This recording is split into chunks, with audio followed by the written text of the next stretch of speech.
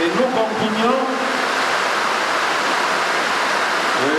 puisque avec le micro, chacun peut suivre du frère. Nous sommes en train de parler de la marche par le Saint-Esprit, qui constitue le vrai voyage vers le séjour éternel. Et un voyage assuré, un voyage sans risque, un voyage où on est sûr d'atteindre la destination. Je dis bien qu'il y a beaucoup de personnes qui ont engagé ce voyage sans être sûrs qu'aujourd'hui la direction que je suis en train de suivre est selon Dieu ou dirigée par le Saint-Esprit. Mais selon leur imagination, ils s'avancent, espérant qu'avec la simple connaissance des Écritures, ils sont capables d'atteindre la destination. Israël devait avoir la loi, mais la loi n'a pas pu les conduire. Israël avait beaucoup de choses qu'il connaissait de Dieu, mais cela n'a pas pu assurer leur marche jusqu'au bout. Dieu a trouvé bon qu'ils aient des signes qui les conduisent le jour et la nuit. Aujourd'hui, nous n'allons plus voir la nuée, nous ne verrons plus le feu. Mais ce que nous avons, c'est le Saint-Esprit qui est en nous, qui peut nous parler, même pendant la nuit que nous sommes couchés. Et il faut être attentif à l'écouter. Sinon, je nous dis, frères et sœurs, nous risquons de faire un voyage d'aventure. Nous risquons de faire l'aventure et à la fin, commencer à exprimer des paroles insensées, comme Jésus l'a dit. Dans ces jours, beaucoup diront, Seigneur, Seigneur, n'est-ce pas moi qui prophétisais en ton nom? N'est-ce pas j'ai fait des miracles en ton nom? N'est-ce pas j'ai guéri des malades en ton nom? N'est-ce pas j'ai accompli telle et telle œuvre dans ton église? Pourquoi tu ne me reconnais pas aujourd'hui? En le faisant, est-ce qu'il était conduit par l'Esprit? C'est ça la question qu'il faut se poser. Est-ce qu'en faisant telle chose, c'est l'Esprit de Dieu qui me conduit?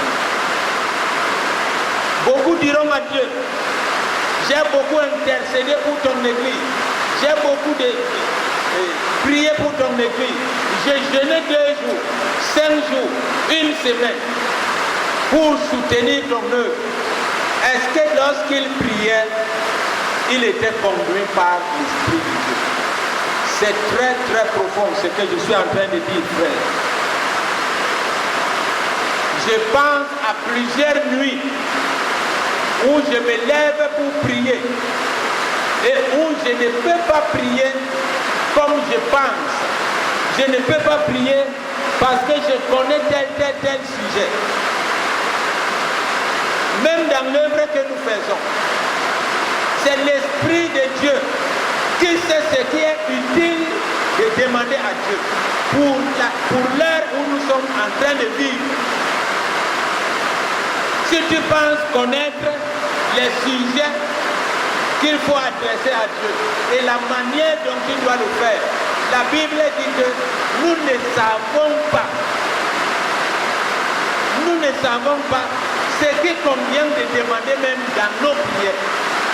Et que c'est le Saint-Esprit seul qui peut nous conduire et faire des prières qui peuvent être exaucées et qui sont convenables à Dieu.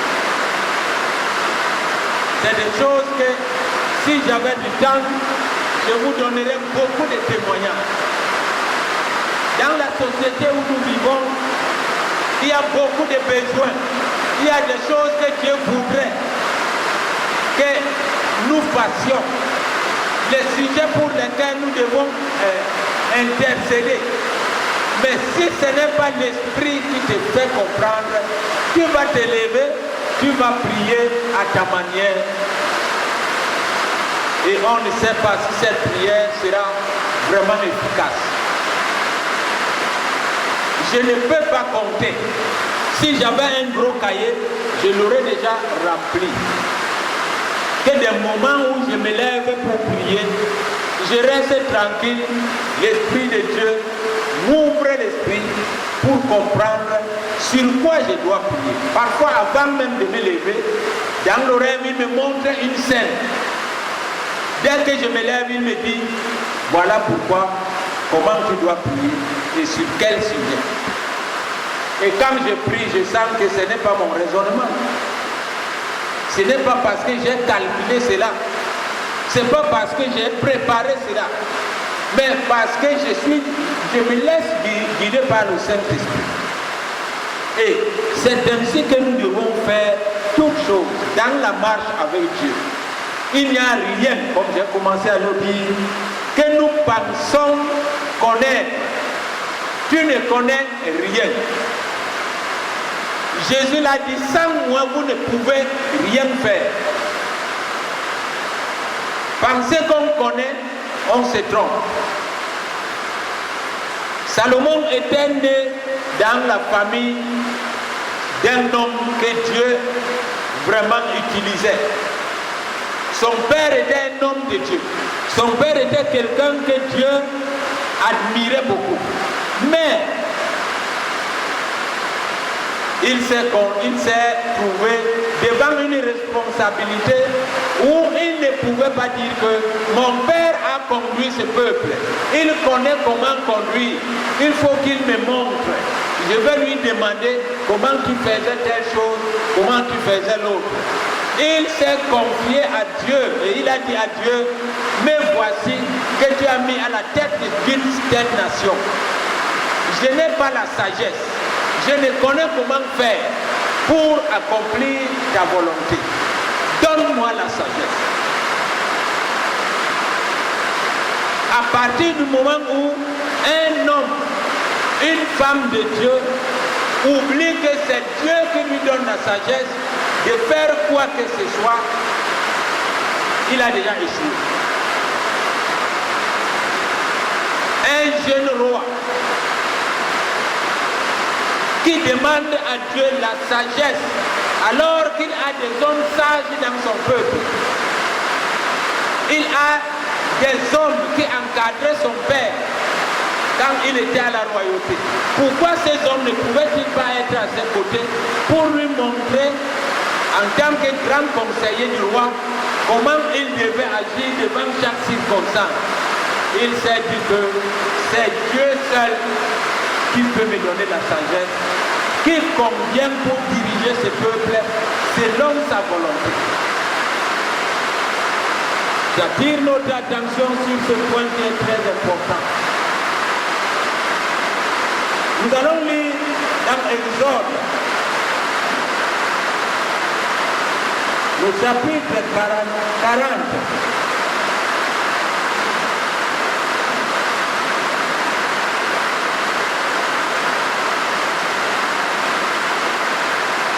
Si quelqu'un est là, on lit le verset 42 à 43. Exode 40, verset 42 à 43. Je vais lire. Les enfants d'Israël firent tous ces ouvrages en se conformant à tous les ordres que l'Éternel leur avait donné à Moïse. Moïse examina tout le travail. Au sujet, Moïse examina tout le travail. Et voici, il l'avait fait comme l'Éternel l'avait ordonné. Il l'avait fait ainsi et Moïse les bénit. Voilà ici, il y avait la construction du tabernacle. Dieu avait donné les ordres. Comment ce tabernacle devait être construit. Pourquoi Dieu ne pouvait-il pas dire à Moïse, construisez un tabernacle pour moi, là où vous viendrez me consulter ou m'adorer. Pour qu'ils le fassent selon eux, selon qu'ils le trouvent bon. C'est Dieu qui a donné tout le plan de construction du tabernacle. Et il fallait qu'on le fasse exactement comme il avait demandé. Et après avoir fait les travaux, Moïse, qui était à la tête du peuple, a pris le temps d'examiner point par point pour s'assurer que cela a été fait exactement selon le plan donné par Dieu. Et il a dit que Moïse vit qu'il l'avait fait comme l'Éternel l'avait demandé. Et alors, à la fin, Moïse les bénit. Aujourd'hui, le Moïse qui nous bénit, c'est Jésus-Christ. C'est lui qui est devenu le chef suprême de l'Église. Dieu a tout mis entre ses mains. Si nous attendons la bénédiction de Dieu, c'est par Jésus-Christ. Et c'est à lui que Dieu a confié la direction de toute son œuvre. Dieu lui a donné le plan de ce qu'il veut. Et il nous le communique. Et il veut voir que les choses se passent exactement selon le plan de Dieu. J'ai toujours dit que si un homme ne peut pas consulter la pensée de Dieu chaque jour, comment parviendra-t-il à faire des choses qui plaisent à Dieu? Ça commence d'abord par consulter Dieu pour savoir ce qu'il pense pour moi dans la journée que j'ai commencé à vivre. Quel est le plan de Dieu pour ma vie, pour cette journée encore que le Seigneur m'a donnée aujourd'hui? Lorsque nous arrivons à découvrir ce plan, c'est là alors où nous nous mettons donc à l'exécuter, en vérifiant heure après heure si cela est en train d'être fait selon la volonté de Dieu. Ils avaient fait, ils avaient construit, ils avaient réalisé la construction du temple d'après les recommandations du Seigneur.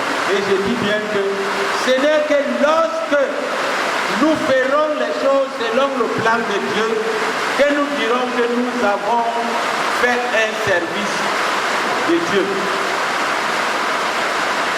Et toujours, je pense l'avoir souvent parlé ici, que s'il faut faire quelque chose à un frère, s'il faut rendre service à un frère, à une sœur, ne le faites jamais selon votre pensée, ne le faites jamais selon votre estimation, mais essayez toujours de calculer que est-ce que le service que je rends à ce frère est selon la volonté de Dieu? Est-ce que je l'ai fait d'une manière qui plaît à Dieu? Est-ce que la manière où je l'ai fait a satisfait le cœur de Dieu? Sinon, cela n'attirera pas la bénédiction de Dieu sur moi. Je l'ai fait à la manière des hommes. Et si Dieu n'est pas satisfait, je ne peux pas être béni. Dans tout ce que nous faisons, nous cherchons la bénédiction de Dieu. Et pour que nous soyons bénis, il faut toujours examiner toute chose, qu'elle est faite selon sa volonté. J'ai dit que 2% seulement des hommes dans le monde servent Dieu selon son plan et selon sa volonté. Et il faut que chacun se dise que je dois être parmi les 2%.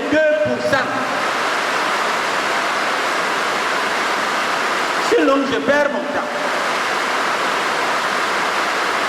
Je dis bien qu'il y a beaucoup de gens aujourd'hui qui servent Dieu, qui peuvent compter qu'il a déjà fait 50 ans dans le ministère, mais pas 50 ans dans la marche avec Dieu, dans l'accomplissement des œuvres selon le dessein de Dieu.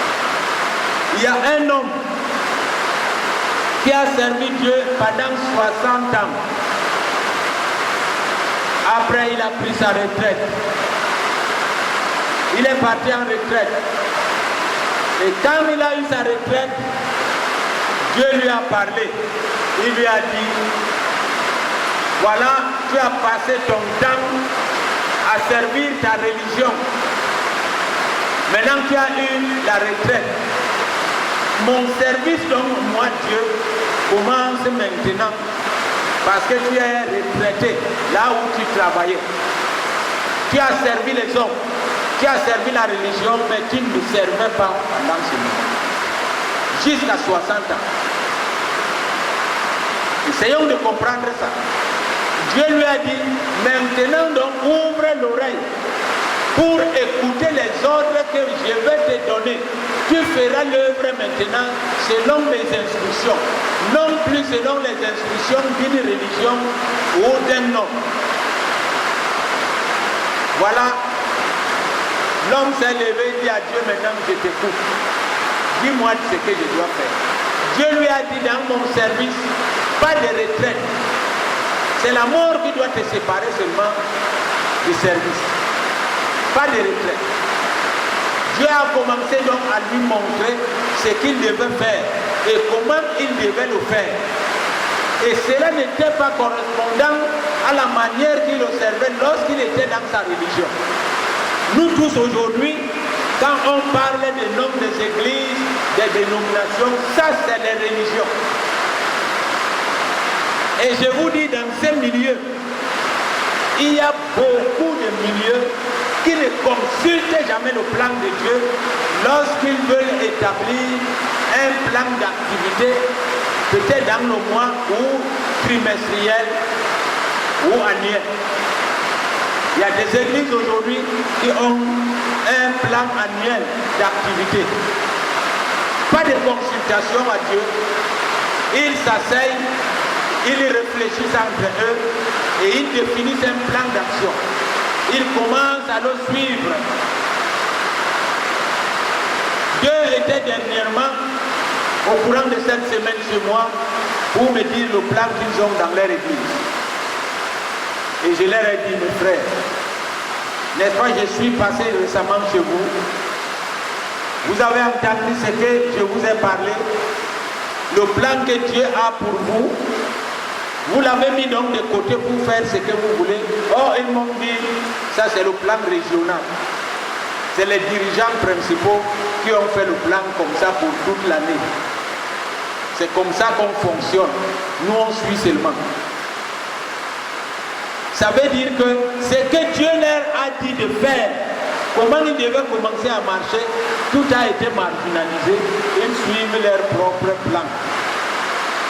Et après, ils vont me dire que nous avons fait l'œuvre de Dieu. C'est honteux. Moi, j'avais dit que mieux valait pour moi ne pas connaître Dieu que de savoir qui est Dieu et de dire que je marche avec lui en faisant ma volonté. Ça ne vaut pas la peine. Mieux vaut rester comme ça que de me tromper en disant que je sers Dieu alors que je ne consulte même pas sa pensée. Je ne fais même pas ce qui me rapproche de sa pensée. Je leur ai dit seulement faites, parce que c'est votre coutume. Mais beaucoup ont commencé ainsi et ils ont eu des échecs. Peut-être pour vous, vous allez avoir un succès selon vous, mais qui sera pour satisfaire votre cœur. Ça ne satisfera pas le cœur de Dieu.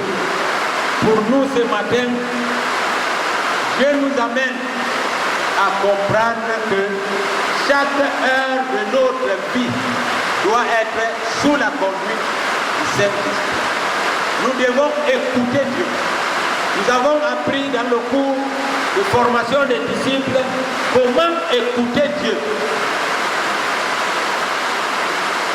Comment méditer. Nous avons vu que la méditation, ce n'est pas de prendre un passage biblique et de commencer à réfléchir pour mieux le comprendre. La méditation, c'est aller devant Dieu avec un sujet pour l'interroger, pour qu'il te fasse comprendre quelle est la pensée profonde de l'esprit sur ce passage.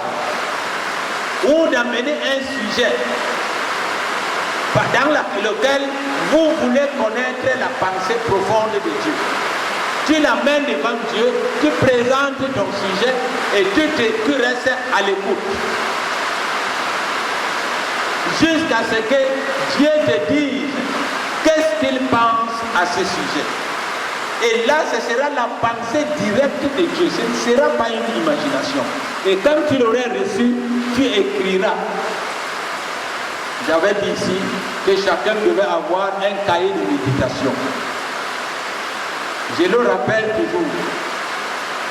Il faut que chacun ait un cahier de méditation. Moi, j'en ai un de 200 pages. Je suis déjà à plus de 20 pages des sujets de méditation que j'ai déjà fait et comment Dieu m'a conduit, m'a fait comprendre. Je suis à plus de 20 pages. Et si quelqu'un ne l'a pas encore fait, je vous en prie, frère, commencez. C'est très merveilleux. Si vous apprenez à faire la méditation, restez devant Dieu. Je ne peux pas, c'est des choses que peut-être il faudrait des séminaires qui prennent de longs jours pour que j'ouvre ce cahier, je commence à vous dire des choses que je reçois du Seigneur dans la méditation. C'est tellement beaucoup que parfois je ne parviens même pas à tout écrire. Et j'ai compris que c'est la meilleure des vies que doit adopter un enfant de Dieu. Si je me mets à vous dire certaines choses que le Seigneur m'explique terre à terre par le moyen de méditation. Je bénis Dieu parce que quand je pense aux années antérieures, je me dis que j'ai passé beaucoup de temps dans le vide, pensant que je suis avec Dieu, alors que je marchais selon moi. Et je trouve nécessaire de vous communiquer ces choses qui sont des expériences que je vis. Et je trouve en cela beaucoup de richesses qu'il est mieux de marcher un jour avec Dieu que de marcher un an sans Dieu, pensant qu'on est en train de faire quelque chose pour Dieu. Il y a une sœur qui a été avec nous ici. Dieu lui avait demandé dans une vision, tu as combien d'années dans la foi? Elle a donné le nombre des années qu'elle a déjà fait depuis qu'elle a cru. Dieu lui dit, c'est ça le nombre d'années que tu es dans la foi? Elle dit oui. Dieu lui dit non. C'est pas juste. Il lui dit, mais j'ai cru en telle année et maintenant, jusqu'à tel moment, voilà le nombre d'années que j'ai calculé. Dieu lui dit, ce n'est pas ça. Ce n'est pas comme ça qu'on calcule le nombre d'années qu'on est dans la foi. C'est le nombre d'années que tu as marché avec moi, écoutant ma voix, faisant ce que je veux. C'est ça le temps que tu peux dire que je suis dans la foi.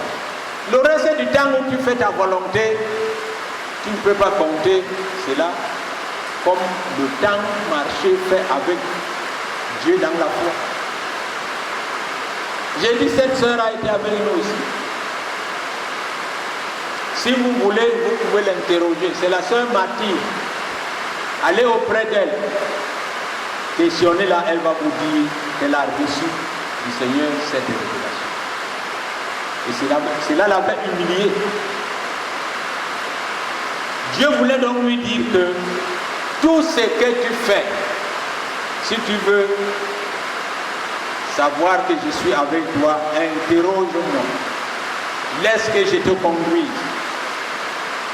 Mais sans cela, tu feras beaucoup de choses qui ne sont pas de ma volonté et tu vas te tromper après en disant que j'ai fait l'œuvre de Dieu. Il est donc nécessaire que nous le sachions. Je dis bien qu'à l'heure actuelle, il y a beaucoup de serviteurs de Dieu au Cameroun. Si tu lui demandes, mon frère, quel est le plan de Dieu pour notre Cameroun ici? Qu'est-ce que Dieu pense faire pour le Cameroun? Il va commencer à gratter la tête. Il ne saura pas si le Cameroun est en train de changer ou s'il ne change pas. Il ne saura pas s'il y a certaines choses qui sont en train de se réaliser ou non. Pour lui, il sait seulement que le Cameroun est ce qu'il a été. Mais c'est être aveugle. C'est être totalement aveugle. Nous ne devons pas parler selon le monde qui parle à la manière où il voit les choses avec les yeux de la chair. Mais nous parlons selon que Dieu nous révèle ce qu'il a besoin de faire. Moi, quand je trouve les Camerounais se plaindre aujourd'hui, oh, le Cameroun est ceci, le gouvernement est comme ça, je leur dis non.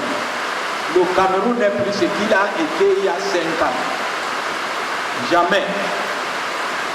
Le Cameroun est sur la voie du changement. Et non pas le changement que les hommes parlent. Un changement selon le plan de Dieu. Et quand je parle de cela, c'est avec conviction.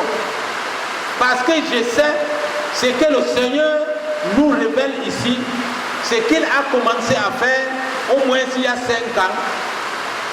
Nous sommes conscients, nous voyons certaines preuves de ce changement et c'est avec certitude que nous pouvons dire que le Cameroun n'est plus le même.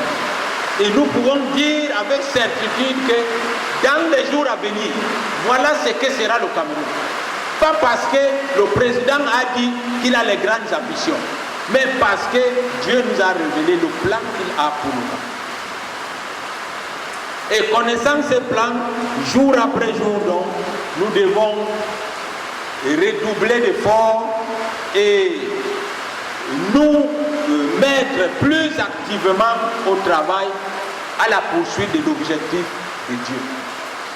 C'est ça, servir Dieu. Si nous faisons des choses parce que nous avons nos plans, nos propres projets qui ne sont pas conformes au plan de Dieu, nous nous troublons pour rien, nous nous épuisons pour rien. Je nous dis, il y a des choses qui se passent, il y a des hommes qui se sont faits des démoniseurs, c'est-à-dire ils chassent les démons, ils délivrent les hommes. Dans ce travail, j'ai compris beaucoup de secrets. J'ai vu que ça ne demande même pas tellement de torturer son corps. C'est une affaire qui est toute simple. Il faut savoir marcher avec Dieu et l'écouter. Tu peux arriver à libérer un homme qui était fortement lié par des puissances terribles. C'est des secrets. Et ces secrets, ce n'est pas moi qui les forme. C'est lorsqu'on marche avec Dieu. Tu veux commencer un travail sur la vie d'une personne. Tu interroges Dieu. C'est pour cela que moi, dans la plupart des cas, il est difficile que tu viennes comme ça immédiatement avec un cas. Je te dis que, bon, je vais engager le travail là tout de suite. Non. Je sais que ce n'est pas moi qui va te délivrer, c'est Dieu. Je te donne un rendez-vous et pendant ce moment, je prends du temps de m'approcher de Dieu pour me questionner. Pour lui dire, voilà telle situation. Voilà. Un jeune était dans la semaine pour me présenter le cas de sa maman qu'on a essayé de parcourir les hôpitaux. Il y a des gens qui ont prié pour lui. Les prophètes de Djebet, ils ont prié, ça n'a pas changé. Et il est venu me voir. Il veut vraiment que j'intervienne. Je lui ai dit, j'ai compris. Mais ces hommes, c'est des hommes de Dieu. Ils ont prié. Si ça n'a pas changé, c'est moi qui vais m'engager tout de suite pour que ça change. J'ai compris. Mais on va prendre du temps. Je lui ai donné des instructions. Je lui ai dit, je passerai chez sa maman pour la voir. Mais je ne vais pas quitter comme je pense et comme je veux. Quand le Seigneur me dira, vas-y, je vais partir. Et je sais que quand je pars, je n'aurai pas tellement d'efforts à faire. L'instruction qu'il va me dire, fais comme ça, je sais que quand je le ferai, la femme là sera délivrée. Vous ne pouvez pas imaginer combien de gens passent du temps à torturer leur corps, en gênant, en faisant dépenser de l'argent aux autres, en leur disant achète des bouteilles d'huile, achète cette chose, apporte. Après on va engager un travail qui va durer une semaine, un mois, parfois ils donnent même le délai du temps que ça va durer. Est-ce que Dieu a besoin de prendre des jours, des mois pour faire quelque chose? Non. Il a besoin surtout de quelqu'un qui écoute sa voix et qui peut entendre sa voix qui lui dit fais comme ça. Fais ceci, fais cela.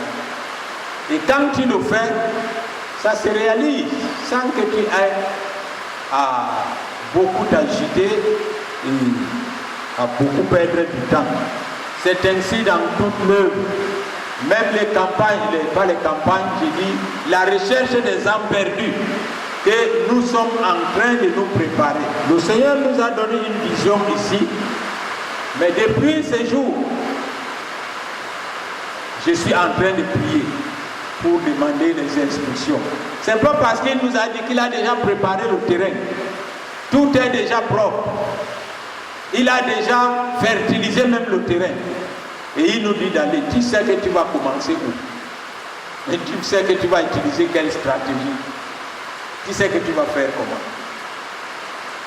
Moi, je ne connais pas. Je ne connais vraiment pas. Et je suis en train de prier Dieu, de lui demander des instructions et la direction où je peux commencer à faire une vie. Parce que je veux que si je mets pied quelque part, que les fruits soient manifestes, qu'il y ait des fruits dans ce que je vais entreprendre. Si je dis seulement que le Seigneur nous a déjà montré que le terrain est déjà préparé, où? Ça veut dire que tu peux prendre n'importe quelle direction? Non. Jésus dit bien que il écoutait la voix de son Père et il faisait ce que son Père fait. Et chaque jour, son Père lui révélait la manière qu'il devait faire quelque chose. Si lui, le Fils de Dieu venu du ciel, chaque jour, il demandait le conseil de son Père. C'est nous qui serons quoi pour ne pas demander le conseil de Dieu? Je souhaite que le reste de mes jours sur cette terre puisse s'achever dans la poursuite de la pensée de Dieu, que d'épuiser mes efforts pour penser que je fais l'œuvre de Dieu, alors qu'en réalité, je ne fais rien.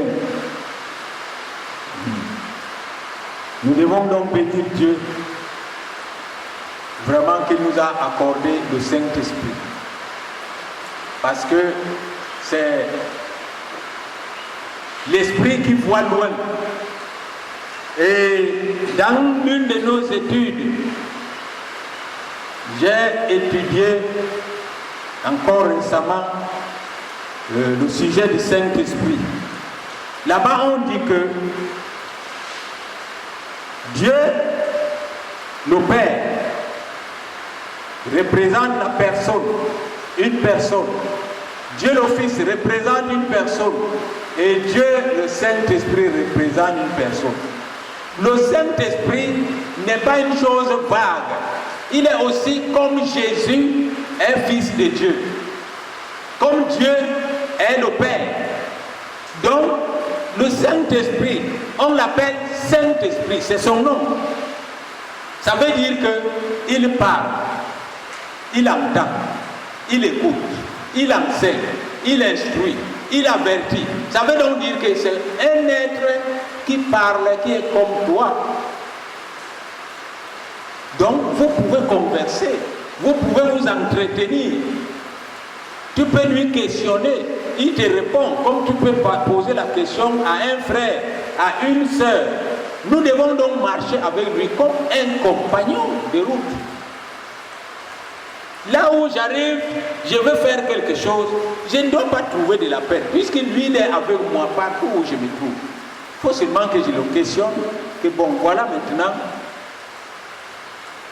je suis avec toi, tu es mon compagnon, je veux faire telle chose, mais je ne sais comment le faire, comment tu le vois. Comme nous parlons à un homme, hein. Parce qu'il y a la prière, il a prié Dieu, il a parlé à Dieu. Il a prié et il a parlé à Dieu. Quand tu pries, dans la prière on trouve des supplications, on demande à Dieu quelque chose avec insistance, mais quand tu parles à Dieu, c'est une conversation simple pour un sujet. Tu veux lui dire que bon, voilà, me voici, je suis en train de marcher dans ce carrefour où je me trouve. Je ne sais quelle direction prendre ici. Je vois 2, 3 routes. Laquelle est la meilleure? Tu as parlé à Dieu. Et tu écoutes. Le Seigneur va te dire donc bon, suis le chemin qui est à droite. C'est ça le bon chemin pour toi. Immédiatement, tu prends ce chemin, tu t'en vas. Tu n'es pas resté là pour prier. Tu as parlé à Dieu, il t'a répondu. Et c'est un compagnon qui ne peut pas nous mentir, qui ne peut pas nous tromper. Parce que c'est l'esprit de vérité. Si nous acceptons marcher avec Dieu et que nous promettons lui obéir, nous verrons que tout ce que nous entreprendrons réussira. Tout. Et nous ne serons jamais comme dans le brouillard où nous ne savons ce que nous devons faire et comment le faire. Alors que nous avons quelqu'un qui connaît tout. Jésus a dit, il vous rappellera toutes choses et il vous enseignera toutes choses. Et toutes choses dont tu n'as pas de connaissance, tu lui demandes, il doit t'enseigner. Il doit te montrer la direction qu'il faut suivre devant chaque circonstance. Mais si nous ne le prenons pas ainsi, nous allons faire beaucoup d'erreurs. Beaucoup d'erreurs. C'est la chose la plus simple que nous pouvons faire, vraiment, d'interroger le Saint-Esprit, que de nous engager à faire des choses selon notre connaissance, selon notre imagination. Que le Seigneur nous aide. Parce que c'est le point de réussite dans tout ce que nous pouvons faire pour Dieu. De savoir que nous devons nous laisser conduire par le Saint-Esprit. Et je nous rappellerai toujours cela, que le Seigneur m'a dit que 2% seulement des hommes dans ce monde le servent selon sa volonté. Et il m'a dit que parmi toutes les sociétés qui existent dans le monde, la société la plus désordonnée, c'est l'Église. J'avais crié quand j'avais entendu Dieu parler de cette manière, clairement comme ça. Il m'a dit, parmi toutes les sociétés qui existent dans le monde, la plus désordonnée, c'est l'Église. J'avais crié. J'ai dit à Dieu que, mais pourquoi c'est l'Église qui est la société la plus désordonnée? Pendant ce moment, je n'avais pas compris. Mais au jour le jour, quand je reste tranquille, je vois les choses qui se font dans les milieux chrétiens. Je dis que oui, Dieu est vrai. Dans aucun gouvernement, on ne trouvera pas le désordre qu'il y a dans les églises. Aucun gouvernement n'est désordonné comme l'Église. Aucun. Nous devons donc comprendre et savoir prendre les dispositions pour marcher en règle avec notre Dieu. Et qu'il nous aide vraiment dans notre vie personnelle à pouvoir mettre de l'ordre. Je dis bien que frères et sœurs, à partir de nos maisons, si nous voulons marcher par le Saint-Esprit, même l'ordre dans nos maisons, le Saint-Esprit pourra t'aider à savoir classer les choses dans ta maison. Il pourra t'aider à comprendre que telle chose qui est placée à cet endroit-là, ce n'est pas là où elle devait être. Place-la plutôt à tel coin de la maison. Voilà comment tu dois placer telle chose. Voilà comment tu dois nettoyer ta maison. Il y a des gens qui font le nettoyage de la maison et qui oublient certains coins, là où il y a la saleté. Et peut-être nous pensons que l'œil de Dieu ne voit pas toutes ces choses. Non.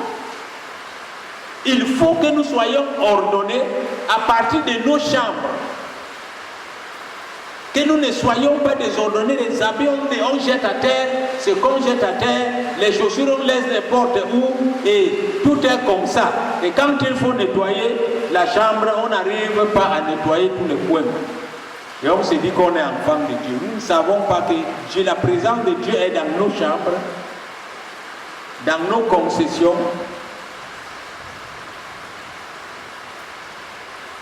Je disais un jour à un frère que quand tu es chez toi, il y a des frères qui parfois même, ils se lèvent le matin, dès qu'ils sortent de la porte, ils urinent là-bas devant.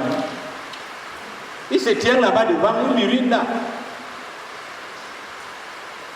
Et tant pis, ça ne lui dit rien. Est-ce qu'il sait que la Bible nous dit de ne pas mettre la saleté là, dans le camp où Dieu se trouve? Il ne faut pas qu'il trouve une saleté. Est-ce que les urines constituent une propreté, quelque chose de propre? Non, c'est sale. Il ne faut pas qu'on laisse quelque chose de sale autour de notre concession. Il faut qu'on veille sur la propreté. Ça, c'est des choses qui honorent Dieu. Dieu comprend que nous lui donnons la première place et nous savons qu'il est autour de nous, qu'il veille sur nous et que nous nous glorifions en mettant la propreté et l'ordre partout où nous sommes. C'est comme ça. Dans notre lieu de service, nous devons veiller en sorte que tout ce que je fais là-bas, que je vois que l'œil de Dieu me contrôle. Tel service que tu es en train de faire, est-ce que tu le fais de bon cœur?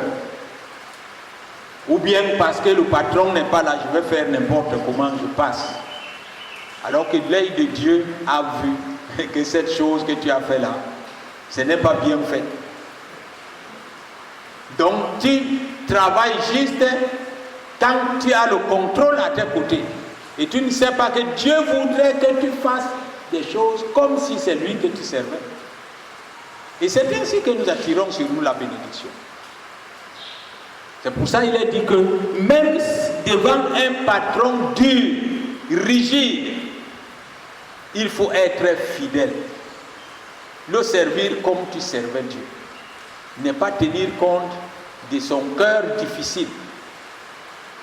Et même à un frère, il est dit que ne dis pas que c'est un frère, oh, je ne vais pas l'honorer, je ne vais pas le respecter, c'est un frère, je fais n'importe comment. Non, c'est un frère, mais comme c'est ton patron, il faut le respecter comme on doit respecter tout patron. Aujourd'hui, tu vas trouver des enfants de Dieu qui sont chez un frère qui les emploie, mais parce que c'est un frère, ils le prennent comme ça. Non, la Bible ne l'autorise pas. Ce sont des choses que nous devons maîtriser pour que le nom de Dieu soit glorifié. Et si nous nous habitions à cela, frères et sœurs, nous verrons que par nous, Dieu accomplira beaucoup de choses. La semaine dernière, nous avons vu que Dieu se sert de nos mains, de nos pieds, de nos bouches pour accomplir ses desseins. C'est à travers ta bouche que Dieu veut parler à un homme, à une famille, à un peuple. Si tu n'apprends donc pas à l'écouter pour savoir ce qu'il faut dire, qu'est-ce que tu communiqueras aux hommes? C'est à travers nous-mêmes que Dieu veut servir les hommes, les nécessités dans ce monde ici. C'est à travers nos poches que Dieu veut accomplir les desseins des hommes, aider les malheureux, aider les veuves et les orphelins.